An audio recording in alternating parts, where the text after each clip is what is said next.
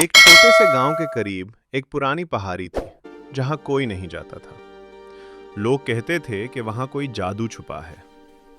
उसी गांव में एक क्यूरियस और ब्रेव बच्चा रहता था जिसका नाम छोटू था। छोटू को पुरानी चीजों और राजों से बहुत लगाव था। एक शाम छोटू पहाड़ी के पास खेलते हुए एक चमकती हुई रोशनी देखता है।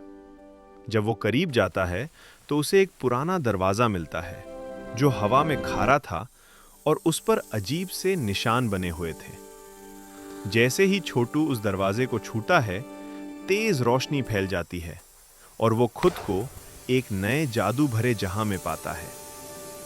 इस नए जहां में आसमान नीला नहीं बल्कि सुनहरा था। हवा चमकती थी और फूल बोलते थे। एक छोटा सा रोशनी का परिंदा छोटू के पास आता है और कहता है, इस जहां को तुम्हारी मदद चाहिए। छोटू बिना डरे उस परिंदे के पीछे चल देता है।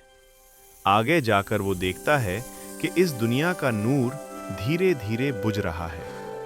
अंधेरा करीब आ रहा था। छोटू को बताया जाता है कि सिर्फ एक सच्चे दिल वाला बच्चा ही नूर को वापस ला सकता है। छोटू अपनी हिम्मत और ईमानदारी से नूर के चश्मे तक पहुंचता है जहां उसे अपना डर कुर्बान करना होता है। जैसे ही छोटू अपनी आंखें बंद करता है, नूर दोबारा रोशन हो जाता है।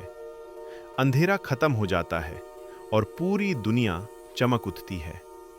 रोशनी का परिंदा मुस्कुराता है और कहता है, तुमने जादू को जिंदा कर दिया। अगले ही पल छोटू फिर से पहाड़ी के पास खड़ा होता है। दरवाजा गायब हो चुका होता है, लेकिन छोटू के हाथ में अभी भी नूर की हल्की सी रोशनी होती है। वो समझ जाता है कि जादू कहीं बाहर नहीं बल्कि उसके अंदर ही था। मॉरल: हिम्मत और सच्चाई हो तो हर बच्चा जादू भरा हीरो बन सकता है।